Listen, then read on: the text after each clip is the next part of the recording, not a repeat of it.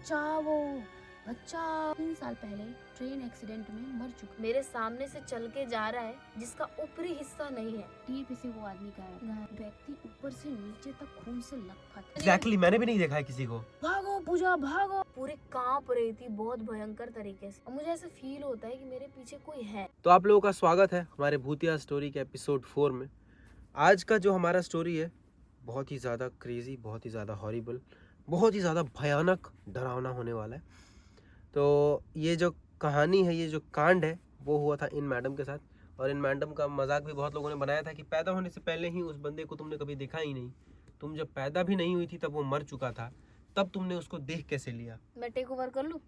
हाँ, तो हमारे भूतिया स्टोरी के एपिसोड 4 को यहाँ से शुरू करते हैं। तो भाई आपने देखा होगा कि बहुत टाइम पहले मेरा एक पॉडकास्ट वीडियो आया था विद गिनी पांडे पे, जिसमें पूजा दी ने मेरा इंटरव्यू लिया था। यार हमने ऐसे ही आपस में ही किया था क्योंकि बहुत सारे सवाल का जवाब हमें देना था लोगों को कि हम कितना पढ़े हैं, क्या पढ़े हैं, या फिर जो भी है XYZ। तो उसमें मैंने बताया था कि मैंने भूत देखा है और मैंने एक ऐसे व्यक्ति को देखा है जो मेरे पैदा होने से पहले ही मर गया था। तो कमेंट में लोगों ने बहुत मजाक बनाया था कि ये क्या बोल रही है, क्या नहीं बोल रही है। तो चलो आज मैं उसी स्टोरी को पूरे अच्छे तरीके से एक्सप्लेन करके सुनाती हूँ। देखो बात ऐसा है कि मैं छत पे घूम रही थी और छत पे घूमते घूमते ना मैंने एक ऐसे व्यक्ति को देखा है जो एक्चुअल में पूजा दी, मैं पैदा नहीं हुई थी ना, बहुत पहले मर चुके थे। मतलब मेरे पैदा होने के तकरीबन कितने साल? लगभग 11 साल। 11 साल। उनके बारे में मैं थोड़ा सा डिटेल में इसलिए नहीं बोलूँगी क्योंकि हमारे पड़ोस की ही बात है वो। नहीं। तो वो लगभग 20-22 साल पहले, मेरे जन्म से भी पहले मर चुका है वो आदमी। तो मतलब ये थोड़ा बहुत ऐसी है यार कि मतलब समझ सकते हो, इसलिए हम थोड़ा सा डिटेल में नहीं बताएंगे। तो अभी देखो, मैं जानती नहीं हूँ एक ऐसे व्यक्ति को जिसका डेथ हमारे मतलब घर के पास में ही हो गया है या किस तरीके से, मुझे कुछ नहीं पता। क्योंकि हमारे घर में ना एक रूल है कि मरने वरने की बात मतलब कोई किसी से नहीं करता, ना ही किसी को स्टोरी सुनाता है, ना ही कुछ ऐसा करता है। तो क्या हुआ कि मैं छत पे घूम रही थी और रेलवे लाइन के साइड वाले एरिया में घूम रही थी जहाँ पे वो कदम का आपने देखा होगा कि पेड़ है, उस साइड में घूम रही थी। मैं अपने दोस्त से फ़ोन पे बात कर रही थी। तब तक इतने में क्या हुआ कि ट्रेन आया।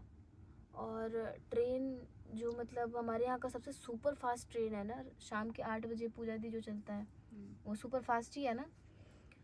वो ट्रेन आया और जैसे ही मैं जा रही थी, मैं ऐसे मेरा बैक साइड मतलब ऐसे खड़ी हूँ मैं, मेरा बैक इधर है और मुझे ऐसा फील होता है कि मेरे पीछे कोई है। बिलीव नहीं करोगे, जैसे ही मैं टर्न हुई मैं देख रही हूँ कि एक ऐसा पार्ट मेरे सामने से चल के जा रहा है जिसका ऊपरी हिस्सा नहीं है, सिर्फ कमर के नीचे का हिस्सा है। और वो मेरे आंखों के सामने से चल के ऐसे जा रहा है, सिर्फ मतलब इतना बॉडी पार्ट। भाई डर के मारे मेरी फट गई। इसके गूज़बम्प्स हो गए। और ये कोई मजाक नहीं, मैंने तकरीबन 4 सेकंड से लेके 5 सेकंड तक उस चीज़ को लगातार देखते रह गई। भाई ये भूत बहुत पावरफुल है, जिसको सुना देती है उसको नजर आ जाता है। अब और कसम से मैं फ़ोन पे जिसके साथ थी ना, मेरा रिएक्शन यही था कि ऐसे कर रही हूँ, मैं कह रही हूँ कि हाँ भाई लाइन पे रहना भाई, लाइन पे रहना भाई। और ऐसे करते करते मैं पूरी कांप रही हूँ और मैं पूरा चलते चलते ऐसे से हिल रही हूँ पूरा। और नीचे गई, नीचे जाते ही मेरे को लगा कि उल्टी होगी मुझे, मैंने वोमिट किया। उसके बाद मैं पूरी बेचैन हो गई, जैसे कि मेरा पूरा शरीर गर्म हो गया हो, मैं पूरी कांप रही थी बहुत भयंकर तरीके से। उसके बाद क्या हुआ कि रात को मैंने किसी को कुछ नहीं बताया। जब सुबह उठी तो हो गया मुझे बुखार, और जब बुखार हुआ तो मम्मी से मैंने बताया कि मम्मी ऐसा ऐसा करके बात है। तो मम्मी ने कहा कि तुम कसम से बोलो कि तुमको किसी ने स्टोरी तो नहीं सुनाया। मैंने कहा नहीं, ऐसा किसी ने स्टोरी नहीं सुनाया। तो फिर मम्मी ने बताया था कि तुम्हारे पैदा होने के तकरीबन 7-8 साल पहले की कहानी है कि कोई सामने रेलवे लाइन से ऐसे उनका मृत्यु हो गया था और तब से वो लोगों को ऐसे ही दिखते हैं। और उनके शरीर का जो निचला हिस्सा था वो ठीक था, ऊपर का सारा खराब हो गया था। तो ये सच्चाई है। अब सोचो कि मेरे को पता नहीं है उस इंसान के बारे में, मैंने देखा, तो अब ये झूठ थोड़ी होगा यार। इस चीज को लेकर के लोगों ने, हमारे मेरा रोंगटा देखो कितना खड़ा है।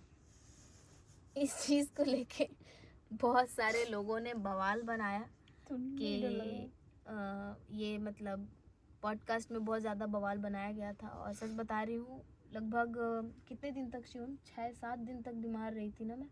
तुम ही नहीं, हम भी देखे हैं उसको, गोली ने भी देखा है। तभी तो हम लोगों को शक हुआ कि तुमको कौन बताया ये बात, क्योंकि अक्सर हम लोग ये देखते थे। अनीता दीदी, सबसे पहले अनीता दीदी देखी थी, ठीक है, आंगन में सो रही थी और शाम का मतलब समय था। दादी अक्सर शाम को थपकी दे के बच्चों को सुलाती है, तो दादी सुला रही थी उसको, तो उसका मन नहीं था सोने के लिए, तो वो उठ के चली गई टहलने के लिए उधर साइड। पहले ना हमारे यहाँ प्लांटेशन का काम होता था, तो घर का जो पूरा बैक साइड है या फ्रंट इधर का साइड है जो आप देखते हो, घर का साउथ और घर का ईस्ट साइड फुल्ली छोटे जो प्लांट होते हैं नर्सरी, उससे फुल होता था। तो क्या होता था कि उधर स्टाफ भी होते थे। दीदी चली गई तो दीदी ने देखा कि जिसका ऊपरी हिस्सा नहीं है वैसा कोई बंदा आ रहा है रेलवे ट्रैक से। वो चीखी दौड़ते हुए भाग के आई आंगन में। तो उसने जो देखा था ना, एक्चुअल में ये अनीता दीदी ने देखा था लगभग उसके डेथ के 2 से 3 साल बाद। ये बहुत ताज़ी घटना थी, हमारे मोहल्ले की थी। उसके बाद क्या हुआ कि मतलब उस बंदे के मरने, जो मतलब जो दिखा उसके मरने से, हाँ, मरने से लगभग 3 साल बाद अनीता दीदी ने देखा था। और तब अनीता दीदी की उम्र 4 से 5 साल रही होगी। तो अगर उसकी डेथ हुई भी होगी तो अनीता दीदी 1 से 2 साल की रही होगी। जो एज है किसी बच्चे की मेमोरी के हिसाब से बहुत छोटी एज है। किसी को याद नहीं रहेगा कि कोई घटना मेरे मोहल्ले में ऐसी हुई है। उसके बाद क्या हुआ कि जो राधा की मम्मी है घोली, उसने भी एक बार ऐसा ही कुछ देखा था, लेकिन उसने देखा था दोपहर में। और उसने भी सेम वहीं पे देखा था, मगर वो दूसरे तरीके से देखी थी। उसने ये देखा कि एक गाय एक आदमी को दौड़ा रही है और वो भाग रहा है वो आदमी, लेकिन उसका ऊपर का हिस्सा नहीं है। और उसने दोपहर में देखा था। जब मैं देखी थी तो मैंने कुछ डिफरेंट देखा था। मैं गई थी बांसवारी में, इधर साइड मेरे घर का जो बांसवारी इधर का हिस्सा है ना, उसके पीछे। हाँ, कारण ये था कि दोपहर में मेरे घर के जो स्टाफ थे वो लहसुन प्याज डाल के खाना बनाते थे और मैं थी थोड़ी चटोरी। तो मैं चली गई चुपके से उनके बर्तन में से खाने गई। तो मैंने एक उमेश जी करके थे, उनको ढूंढा, उमेश जी थे नहीं। तो उनका बर्तन जो झोपड़ी आप लोग देखोगे आज के भी टाइम पे प्लास्टिक की एक झोपड़ी है, वहीं पे उनका झोपड़ी हुआ करता था। और बगल में एक और भी कुटिया हुआ करता था, 2 कुटिया, एक उमेश जी का और एक अवधेश जी का। तो मैं गई थी उमेश जी के, उसमें दोनों भाई ही थे, अपने चचेरे भाई उमेश अवधेश। तो दोनों मुझे मिले नहीं, लेकिन मैं एक्चुअल में गई थी चोरी करके खाने के लिए लहसुन प्याज वाला खाना। तो मैं क्या देखी कि मतलब रेलवे ट्रैक से 2 पैर से ऐसे उतरते हुए आदमी कोई आ रहा है। और मैंने सिर्फ पैर नहीं देखा, खून से लथपथ शरीर देखा जो तड़प रहा था, ऐसे तड़पते हुए रेलवे लाइन से आ रहा था। मतलब एक नॉर्मल पैर चलता है, मैंने वो नहीं देखा, मैंने तड़पता हुआ शरीर देखा जो ऊपर से नीचे की तरफ आ रहा था। तो मैं बहुत तेज चीखी और वहाँ से भागने की कोशिश की, लेकिन मैं भाग नहीं पा रही थी। तब तक मेरी चीख जो थी वो, मैं एक्चुअल में मुझे फील हो रहा था कि मैं चीख रही हूँ, लेकिन मैं चीख नहीं पा रही थी। एक्चुअल में मेरी चीख जाम हो गई थी। जो होता है ना कि आपको तो लगता है कि आप चीख रहे हैं, लेकिन आपके मुंह से कोई आवाज़ नहीं निकलती, मेरे साथ वो हुआ था। तभी क्या हुआ कि मेरे पीछे से एक धामन सांप गुजरी और वो उमेश जी ने दूर से देख लिया। तो आया मोटा बम्बू लिए, भागो पूजा भागो, बाबा पकड़िए। मतलब वो भोजपुरी में बोल रहे थे कि बाबा पकड़िए, पूजा भागो, सांप है सांप है। और उनको लगा कि मैं जो चीखी हूँ ना, मैं सांप को देख के चीखी हूँ। एक्चुअल में मैंने उस तड़पते हुए पैर को देखकर चीख लगाई थी। उसके बाद क्या हुआ कि लगभग मैं आधी मूर्छित होकर के गिर गई थी। फिर उमेश जी और ये लोग मुझे वहाँ जंगल से टांग के ले आए घर पे। और उमेश जी को कुछ झाड़ू फूक भी आता था, अच्छा खासा झाड़ फूक वो बेशक जानते थे। मतलब उन्होंने घर में कई बार झाड़ फूक, सांप बिच्छी सब करते हैं। तो उन्होंने क्या किया कि मुझे झाड़ फूक किया और उसके बाद पापा को बोले कि इन्होंने कोई बुरा चीज़ देखा है। और उनको ये लगा कि जो सांप था वो किसी का डायन था किया हुआ। हमारे गांव में ऐसा बहुत चलता है कि जब आपको अनवांटेड तरीके से कोई दुर्घटना आपके साथ घट जाए तो उसको ज़्यादातर डायन का नाम दे दिया जाता है। तो उन्होंने कहा कि बाबा किसी का किया हुआ था। डायन मतलब काला जादू। काला जादू था। ये जो सांप था ना, सांप नहीं था, कोई आत्मा था, पूजा को काटने आया था। लेकिन उनको तो मैं अभी तक बताई ही नहीं थी कि मैंने कुछ देखा। जब मैं नॉर्मल हुई तो मैं शाम को अम्मा को बताई, यानी दादी को मैं अम्मा कहती थी। तो मैं अम्मा को बताई कि अम्मा मैंने ऐसे ऐसे देखा था। और उसके बाद से मतलब बात ये था कि मैं बिल्कुल साइलेंट पड़ गई थी। तो घर में माहौल अफरा तफरी वाला था कि आखिर बच्चा चुप क्यों है, बोल क्यों नहीं रहा है। और मैं बहुत छोटी थी उस वक्त। तो ये कहानी जो मैंने यहाँ तक देखा था, वो खून से लथपथ एक तड़पता हुआ शरीर जो आ रहा था मेरी तरफ, वो बहुत ज़्यादा मेरे भीतर शॉकिंग था मेरे लिए जो मैंने देखा। जब मैं अम्मा को बताई ना, तब लगी वो छाती पीटने और बोलने, गाली दे करके उसका नाम ले करके कि अरे फलानवा, मतलब मान लो उसका नाम XYZ था, तो अरे फलानवा XYZ तू तो मर गया, तू तो कट के मर गया, लेकिन मेरी बेटी को क्यों परेशान कर रहा है। मतलब मेरी बात की मेरे बच्चे नजर आया, हाँ क्यों नज़र आया, फलाना हो जाए, ढिमाका हो जाए, जैसे दादी लोग गाली देती हैं अपने बच्चों को लेकर के, उतना पॉजिटिव नेचर के साथ मेरी दादी पूरी रात मुझे अपने कलेजे से चिपका के सोई। मंत्र वंत्र का जप हुआ, पूजा पाठ हुआ, घर में झाड़ फूँक किया गया। लगभग 20-21 दिन तक मुझे याद है पापा रोज़ पूजा करके मुझे तिलक लगाते थे ताकि मैं सुरक्षित रहूं। जंत्र ताबीज सब पहनाया गया। लेकिन कुछ दिन के ठीक बाद उस भूत को उमेश जी ने भी देख लिया। और उन्होंने क्या देखा, वो बहुत गजब की चीज़ थी। पूजा है तुम बोल रहे हो। उमेश जी रात को सो रहे थे, ठीक है, और उन्होंने देखा कि कोई जंगली जो झाड़ है ना, इधर झाड़ी, वो सपना में देख रहे हैं। ये बात कौन से ईयर की है ये तो बताओ। 90s का है ये? हाँ 90s का है। ये कहानी होगी 1997 की या 98 की। ये बहुत छोटी थी, मैं पैदा नहीं हुआ था। 96-97 की, मतलब मैं 3 से 4 साल की रही होंगी तब की कहानी है। तो उमेश जी सोए हुए थे और उनको सुनाई देता है। असल में ये घटना दोनों के साथ सेम टाइम पे हुई है, इसलिए इसका प्रूफ है कि उनके साथ कुछ हुआ है। जैसे मैंने बोला तो लोगों ने बच्चा समझ के उसको मजाक में उड़ा दिया, लेकिन इस मैटर पे कोई मजाक नहीं उड़ा पाएगा। और ये मैटर ये थी कि उमेश जी और अवधेश जी दोनों के साथ सेम घटना होती है, लेकिन एक जगती आंखों से देखता है, दूसरा सोते हुए देखता है। उमेश जी सोए हुए हैं कुटिया में और अवधेश जी बाहर में है। एक और स्टाफ था, शर्मा, याद आ गया, शर्मा जी, जिनको हम लोग चिढ़ाते थे, ठक ठक जी, शर्मा जी कौन है आइए जी, जी, गले से गले मिलाइए जी। याद है क्या? वो शर्मा जी दुबले नस्कर दादा। ना ना, ठक नहीं, ठक नक्सर ठक दूसरे कौन थे। है जी, नहीं ठक ठक ठक कौन है जी, शर्मा आइए जी, जी, शर्मा शर्मा जी, जी गले से गले मिलाइए जी। हाँ, ऐसे। ये ऐसे समझ में आ गया। हाँ। वो स्टाफ हमारे घर के शर्मा जी। शर्मा जी उमेश भैया के साथ, हमारे घर में उमेश साहब शर्मा के जी 2 स्टाफ थे। क्या वो? हाँ शर्मा वो जी स्टाफ। अभी तक रहे हैं, मतलब नस्कर 2008 दादा तक थे दूसरे ना, हैं। हाँ 2008 तक थे ना। नहीं, नस्कर 2008 दादा तक नहीं, दूसरे हैं क्या? नस्कर दादा दूसरे हैं। नस्कर नस्कर दादा दादा, बंगाली थे। हाँ नस्कर दादा जनरल मैनेजर थे ONGC, जो सॉरी यहाँ पे जो भारत पेट्रोलियम है ना उसके, वो दूसरे हैं। एक सेकंड, हमें कैसे फिर याद है ठक ठक ठक? सॉरी मैंने क्योंकि किसी ये को देखा नहीं है।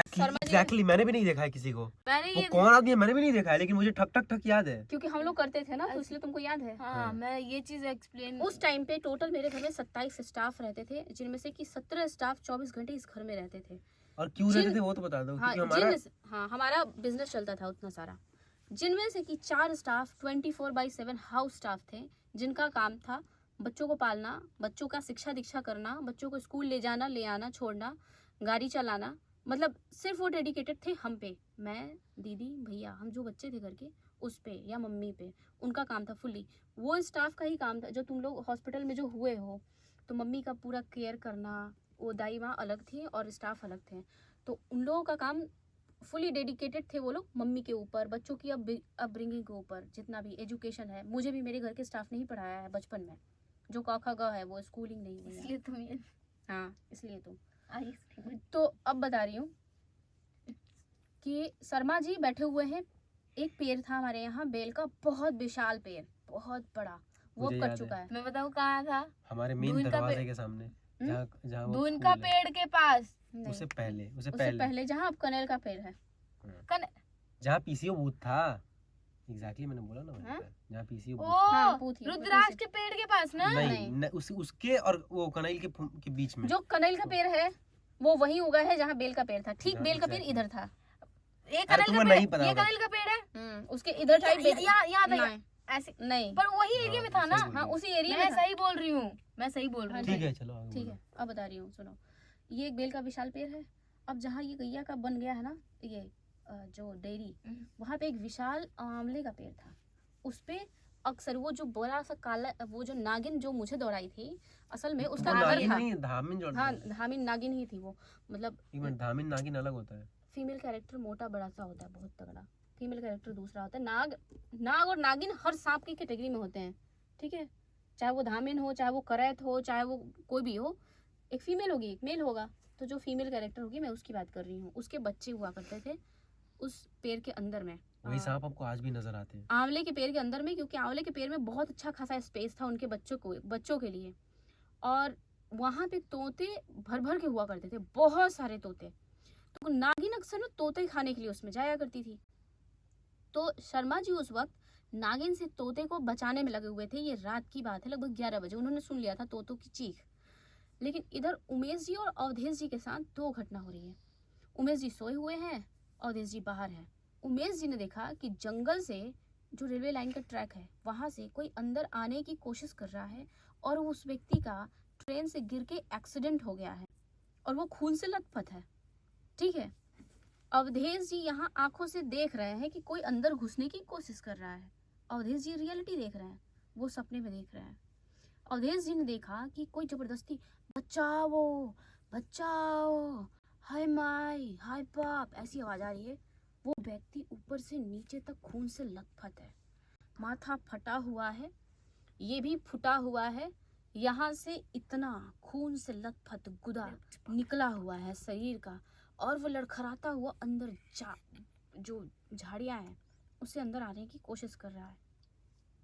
अवधेश जी ने जैसे ही देखा, चिल्लाए, ए शर्मा, अरे जल्दी आओ रे। शर्मा जी चिल्लाए, बाबा बाहर कुछ हुआ है, जल्दी आओ। तो इधर से मेरे एक मतलब घर के जो मेंबर थे सारे दौड़े, उधर से शर्मा जी भी दौड़े, उधर से अवधेश जी भी दौड़ा। तब तक क्या हुआ कि शर्मा जी और अवधेश जी जिसको उठा के लेके आ रहे थे, ठीक है, उमेश क्या हुआ कि चिल्लाता है, रोक रोक रोक रोक रोक, ये हो मर्दवा गोर कटल बा, भोजपुरी में, कि मर रुक जाओ, ये वही है, इसका पैर कटा हुआ है। जबकि वो आदमी चल के आ रहा था और इनको ये दिखाई देता है कि पैर कटा हुआ है इसका। तब तक हमारे घर में और भी स्टाफ थे, जैसे सुरेंद्र जी भी थे और बाकी सब लोग उठ चुके हैं। जो सो रहा है वो भी उठ गया है, सब लोग उठ गया है। लेकिन जो बंदा सोया हुआ था ना, उसने एक चीज़ और देखी थी सपने में। वो ये देखा था कि जिस व्यक्ति का धड़ नहीं है, उसने इसको धक्का मार के ट्रेन से गिराया है। और ये व्यक्ति बार बार कह रहा है कि उसको मत ले आओ, उसको मत ले आओ, मदद मत करने दो। जबकि सब लोग दौड़े, उसको उठा के ले आए और इस व्यक्ति ने छुआ तक नहीं उसको, क्योंकि इसने सपने में ये देखा था, ये आदमी तो पूजा पाठ करने वाला था और वो ऐसा बोलता था कि मेरे ऊपर माता की सवारी रहती है। इसलिए उसने ये बोला कि मैं इसको छूऊंगा नहीं, ये जेन्युइन भूत है, ये आदमी है ही नहीं, उनका ये कहना था। अब हुआ ये कि पूरे तब तक मोहल्ले वाले जग चुके थे, सबको बुलाया जा चुका था, एक घायल आदमी आया है। अब बता रही हूँ आपको, आप सुनिएगा, यहाँ शॉकिंग है आपके लिए। इस व्यक्ति को ये लोग ले आए, वो जंगल में ऐसे, मतलब जंगल तक आधा पहुंचा और वो गिर गया। उसको फिर टांग के लाया गया, उसके पैरों में पट्टी किया, इधर पट्टी किया, ये जो मांस का लुथरा जो निकला हुआ था इसको पट्टी किया, इसको पट्टी किया, खटिया पे सुलाया। एक बात बताओ, मतलब जो शर्मा जी ने जिस बंदे को देखा था वो एक्चुअली में इंसान था? अरे सुनो तो पहले, जिस व्यक्ति को उठा करके उसका ट्रीटमेंट किया गया, फर्स्ट एड किया गया, सबके नजर में वो एक इंसान है। उसकी मदद कम से कम 20 लोग कर रहे हैं इस वक्त। पूरे गांव के लोग इकट्ठा है, पूरा मोहल्ला का लोग इकट्ठा है। ये चबूतरा है ना, ये चबूतरा, अपने घर से जब निकलते हैं तो चबूतरा है लिसोड़े के पेड़ के पास। वो चबूतरा पहले छोटा हुआ करता था, बड़ा हो गया है। रात में पूरे ब्राह्मण मोहल्ले के जितने भी लोग थे सब उठ के गए, सिर्फ इस स्टाफ को छोड़ के, जो कि सपना देख करके और बोल रहा है कि मर्दवा भूत है, हम ना छुएंगे इसको। तो कुल मिलाकर के हुआ ये कि सारे लोगों ने उसका ट्रीटमेंट किया। उसके पॉकेट से एक डायरी निकलती है। मेरे घर में तभी फ़ोन हुआ करता था, मोबाइल फ़ोन। हमारे यहाँ बहुत, मेरे जन्म के पहले से ही मोबाइल फ़ोन है, हाईटेक प्लेस है ये, बहुत जल्दी सब चीज़ें आ जाती हैं। तो उस फ़ोन में उसके घर का डायरी में नंबर लिखा हुआ था। मेरे भैया थोड़े चतुर चालाक इंसान, सोचे कि परिवार को इन्फॉर्म कर देता हूँ, कॉल मिला है। वो आदमी खटिया पे लेटा हुआ है, बीमार है, लिसोड़े के पेड़ के पास। पूरे मोहल्ले वाले इंतजार कर रहे हैं कि इसका ट्रीटमेंट होगा, कहाँ ले जाएं। तब पास में मेडिकल की कोई फैसिलिटी नहीं, पटना था हमारे यहाँ। अगर मेडिकल ट्रीटमेंट किसी को चाहिए तो पटना था, नहीं तो था नहीं। तो सब इंतजार कर रहे थे कि अगर सुबह तक जिंदा बच्चा आए कहीं से तो हम इसको हॉस्पिटल पहुंचा देंगे। इंतजार करते करते समय के साथ सब लोग लुंगड़ाने लग गए, वहीं आसपास में सो गए, थोड़ा सा सुस्ता गए। भैया ने फोन लगा दिया रात को, यहीं पे घर में 4 दोस्तों के साथ। मोहल्ले के 4 दोस्त मिलके कॉल लगा देते हैं। डायरी पे वो जो नंबर है, वो आदमी अपना नाम बताता है, मुझे याद नहीं है क्योंकि मैं बहुत छोटी थी, इसलिए मैं अब यहाँ से हो सकता है डिटेलिंग थोड़ा भूल जाऊँ। फोन पे जो व्यक्ति बात कर रहा है वो लड़के की माँ है और कहती है कि मेरा बेटा आज से 3 साल पहले ट्रेन एक्सीडेंट में मर चुका है। बाप रे। तब तक ये लोग सोचते हैं कि साला कोई मजाक कर रहा है, झूठ बोल रहा है, कोई है ही नहीं ये बात। भाग जाए क्या भाई बाहर? अब क्या हुआ, अब सुनो। भैया है, राजेंद्र भैया है, म्यूट कर देना मैम, ठीक है। नहीं म्यूट क्यों सोनू करूंगा, भैया चलने है, दो ना। सोनू भैया है, एक और विकास भैया हुआ करते थे कोइलवर से। वो सब यहाँ पे, सोचो 18-19 साल के लौंडे इसके जैसे। कहीं कॉल लगाया, लड़के की माँ ने फोन उठाया। वो लड़का अच्छा खासा घर से था, एक बड़े बिजनेसमैन का बच्चा था वो। उसके घर में मोबाइल है, सॉरी लैंडलाइन है, लैंडलाइन पे कॉल जाता है। उसकी माँ कहती है कि 3 साल पहले मेरा बेटा ट्रेन एक्सीडेंट से मर चुका है। अब ये बच्चे सोचते हैं कि साला फ़ोन किसी और को करे, किसी और फूफा जी का नंबर होता है उसमें। ये लोग वहाँ फ़ोन लगाते हैं तो वो बहुत गाली देता है और कहता है कि मजाक करना बंद करो, वो मर चुका है 3 साल पहले। अक्सर तुम लोग मेरे पास फ़ोन कर देते हो। उनको ये लगा कि इस लड़के का कोई दोस्त है। ये लोग कह रहे हैं कि एक्सीडेंट करके मेरे घर पे आया है और वो कह रहे हैं कि वो मर चुका है। अब कहानी में आगे मजा है ज़्यादा, दिल थाम लीजिएगा अपना। ये लोग सोचते हैं कि अब चल के उस लड़के को हम बता सकते हैं कि भाई तुम्हारे घर पे जो फ़ोन नंबर है जो किया था उस पे लोगों का मानना है कि तुम मर चुके हो। ये लोग गए, खटिए पे से वो आदमी गायब, वो है ही नहीं वहाँ पे। मुझे लगा सबकी नींद खुली, कहाँ गया कहाँ गया कहाँ गया। पता चल रहा है कि अवधेश जी, उमेश जी, इन्होंने जो अपना शर्ट दिया था, अपना गमछा दिया था, अपना लुंगी दिया था, वो सब पड़ा है खटिया पे, खून से लथपथ पड़ा है। वो आदमी गायब है, वो आदमी था ही नहीं। और इसके आई विटनेस मेरे मोहल्ले के कम से कम 25-30 लोग हैं जो उस वक्त उसके रक्षा में, सुरक्षा में वहीं सो रहे थे। लगभग सो क्या रहे थे, ऐसे ही थे। एक कह रहा है कि बह उधर ही तो मुतने गया है। उसको लगा कि शायद उसने मुतने जाते हुए देखा था। सबने कोशिश किया कि भाई खोज लेते हैं, बह मुतने नहीं गया होगा, आ जाएगा। नहीं मिला वो आदमी। अगले दिन पुलिस भी आई, सबने बुलाया। पता चला कि जो इंक्वायरी हुई और जो एड्रेस या जो फ़ोन नंबर मिला था, उस फ़ोन नंबर पे दोबारा कॉल किया इन्होंने, क्योंकि वो नंबर रात का था इसलिए उस पर रीडायल हो पाया। नंबर रिकॉर्ड में नहीं होता था पहले, रीडायल हो जाता था, रीडायल में वो नंबर मिल जाता था। रीडायल जब किया तो पता चला कि वो लड़का वास्तव में किसी दुश्मन के कारण ट्रेन से धक्का मार के उसका मर्डर किया जा चुका है और वो इस तरह से कई बार कई लोगों को नजर आया है और हमारे यहाँ भी नजर आया। सिवाय मेरे घर के उस एक स्टाफ को, हर किसी ने उसको हाथ लगाया था, हर किसी ने उसकी सेवा की थी और उसने 1 गिलास पानी मांगकर शर्मा जी से पिया था। और उसके बाद शर्मा जी पगला गए। शर्मा जी हमारे यहाँ से छोड़ के चले गए, यहाँ नाकाम ही नहीं कर पाए। तो एक बात बताओ, जो इसको भूत दिखा और जो ये भूत है, ये दोनों अलग है ना? हाँ, अब बता रही हूँ कि जो ये कहानी तभी की है जब मैंने भूत देखा था ना, उसी के ठीक 2 से 3 दिन बाद ये घटना घटी थी। हाँ, ये थोड़ा सा ट्रिकी हो सकता है, आपको समझ में शायद ना आए क्योंकि ये बहुत ज़्यादा छोटी थी। नहीं, अब मैं बता रही हूँ कि क्या। तो वो जो सो रहे थे हमारे घर के स्टाफ, उन्होंने क्या बोला, इशारा करके उनका नाम लेकर के, प्रॉपर जो हमारे मोहल्ले में डेथ हुआ था जिसका, अरे झूठ बोल रहा है तू, सब लोग वही होगा, हम देखे हैं, वही था, वही आकर के मूर्ख बना के गया है, उसकी आत्मा प्यासी है, भटक रही है। हम तो बोलबे किए थे कि नहीं छूना है किसी को, ये नहीं है, लेकिन कोई मेरा बात माना, सब लोग हमको छोड़ दिया और आप लोग गए थे मदद करने, गए थे तो भुगतिए। और सीरियसली घर में लगभग सबकी हालत खराब होने लग गई थी, सब बीमार। उमेश जी ने ये बात कही कि हम तो बोले ही थे कि यही भूतवा है मोहल्ला वाला, वो कुछ नहीं। एक हमारे यहाँ बोलते हैं सवांग रचाना, वो हिंदी शब्द है लेकिन बोलते हैं कि सवांग रचैले रहे हो, तारा लोग के बुझाइल ना, कहे थे ना कि नहीं छूना उसको, नहीं जाना उसके पास में, ये वही है, ड्रामा कर रहा है, सब लोग आ गए ना उसके चपेटे में, तुम लोग को सच्चा भूत दिखता है। वो अकेला आदमी जिसको कुछ देर पहले लोगों ने साइको बोल दिया था, उसने सबको साइको प्रूफ कर दिया, क्योंकि समझ ही नहीं आ रहा था। कपड़े पे खून लगा हुआ है, आदमी गायब है, मे बी ये सच में कोई आदमी होगा, वो डर से यहाँ से चला गया होगा, लेकिन ना तो उसकी डेड बॉडी मिली ना वो आदमी मिला। लेकिन ऐसी घटना हुई थी और उमेश जी लगातार कह रहे थे कि नहीं ये वो आदमी नहीं है। तो इस घटना से हमारे घर में थोड़ी सी अवेयरनेस फैली, वो जो कटा हुआ भूत दिखता था ना सबको, उसके प्रति। लेकिन उमेश जी का यही कहना था बार बार कि मतलब हमारे घर के जो भी स्टाफ थे कि हम भी देखे हैं, अक्सर सबको दिखता था और सब ये श्योर हो गए कि फिर मतलब इस मोहल्ले में भी जो भी है, वो जो घटना घटी है, ये हो ना हो वही व्यक्ति है।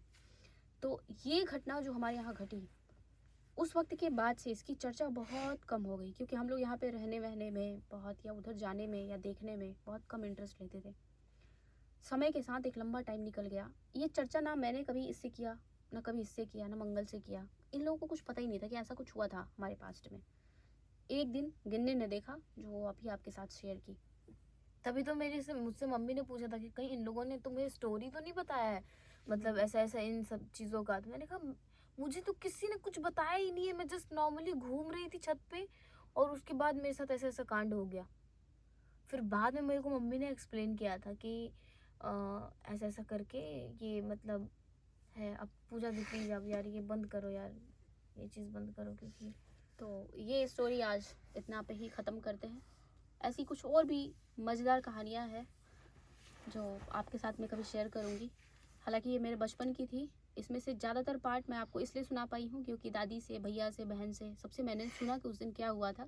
इतनी मेरी मेमोरी स्ट्रांग नहीं हो सकती ना, बहुत छोटी थी मैं, तो मे भी इसका कुछ पार्ट मिस भी हो गया होगा, जो कि मुझे अच्छे से याद नहीं, किसने क्या बोला, क्या हुआ होगा। सिर्फ मैंने जो सुनी थी वो आप लोगों को बताई, क्योंकि मुझे उतना याद नहीं है, बस थोड़ा सा ही याद था। हाँ, और एक वीडियो है हमारे पास जो इन मैडम का क्रिएशन है और एक एनिमेशन है, और वो एक फिक्शनल स्टोरी है ना? नहीं, फिक्शनल नहीं है। उसका थोड़ा सा पार्ट मैंने जानबूझ के ऐसा बनाया है ताकि वो अच्छा लगे सुनने में, लेकिन वो एक रियल स्टोरी है, मेरे लाइफ की स्टोरी है। बस बीच का थोड़ा सा पार्ट मैंने हॉरिबल बनाया है, वो आपको सुन के ही समझ में आ जाएगा कि क्या हॉरिबल पार्ट है, हाँ, ताकि अच्छा लगे। लेकिन उस स्टोरी को मैंने प्रॉपर तरीके से सुनाया है और थोड़ा सा इंटरेस्टिंग बनाने का कोशिश किया है। हाँ, तो वो आपके लिए एक थोड़ा सा अलग एक्सपीरियंस होगा, और वो वाला वीडियो जो है वो इस वीडियो के बाद आएगा, और होपफुली आपको पसंद आएगा। मुझे तो पसंद आया, इसने बनाया, इसने मुझे सुनाया, मुझे काफ़ी अच्छा लगा अब बना मेरे स्टूडियो में है। और बहुत ज़्यादा डर लगा, मुझे बहुत ज़्यादा डर लगा एक्चुअली। अगर वैसी स्टोरी उस फॉर्मेट में आप सुनना चाहेंगे तो आगे जितनी भी स्टोरी मैं सुनाऊंगी उसी फॉर्मेट में सुनाऊंगी। हाँ, कौन तो सा डर था भाई, हम मुझे बहुत डर लगा है, मुझे नहीं, उसमें ना ये सुना ही नहीं उस दिन, तो नहीं, 5 मिनट के बाद बंद कर दिया, बोला हम नहीं सुनेंगे। उसमें ना वही बोला ना, वो फियर था, वो म्यूजिक था, वो साउंड इफेक्ट था उसमें, है ना? तो उस बात की मैं तारीफ करते हुए बोल रहा हूँ कि मुझे मजा आया। एक्चुअली में डर लगना ही मजा है ना उसमें, तो इस तरह का। तो उसकी एडिटिंग वैसी हुई नहीं जैसा मैं चाह रही हूँ। हाँ, लेकिन वो ऐसा वीडियो नहीं है, वो काफ़ी डिफरेंट चीज़ है। तो वो होपफुली आपको अगले वीडियो में वो देखने को मिलेगा, और वो भी प्रॉपर आपको गोस्ट वाला फीलिंग देगा। इनफैक्ट और ज़्यादा डर लगने वाला है उसमें आपको, ठीक है? तो वो वीडियो डालेंगे अगली बार। और पूरी ईमानदारी से कमेंट करना, अच्छा नहीं लगेगा बताना, अच्छा लगेगा वो भी बताना, क्योंकि आगे से आपको अगर स्टोरी सुननी है तो क्या करेंगे कि उसी तरीके से आगे स्टोरी लेके आएंगे आपके लिए। और जो स्टोरी मैं सुनाना चाहती हूँ भी, बहुत सारी फारू स्टोरियाँ हैं हमारे लाइफ की। कुछ मेरे लाइफ की लगभग 15 से 20 स्टोरी है, इसके लाइफ की लगभग 6 से 7 स्टोरी है, और अनीता दीदी की भी लाइफ की है। तो उसको मैं क्या करूँगी कि बहुत ज़्यादा है। हाँ, अनीता दीदी का बहुत ज़्यादा है। उसको मैं क्या करूँगी कि इसी फॉर्मेट में अच्छे से तैयार करके फिर आपको सुनाऊंगी, आपको भी मज़ा लगेगा। अभी सबको लेकिन अगर आपको अच्छा लगेगा तभी। अभी देख तो लेने दो सबको, हाँ। ठीक है? तो आप लोग देखिएगा अगले वीडियो में और बताइएगा कैसा लगा। बाकी ये था हमारा भूतिया स्टोरी का एपिसोड नंबर 4। चलते हैं, अब आपसे मिलते हैं दोबारा एक नए वीडियो के साथ। हमारा आज का ये वीडियो होता है यहीं पे समाप्त। Thanks for watching, bye bye.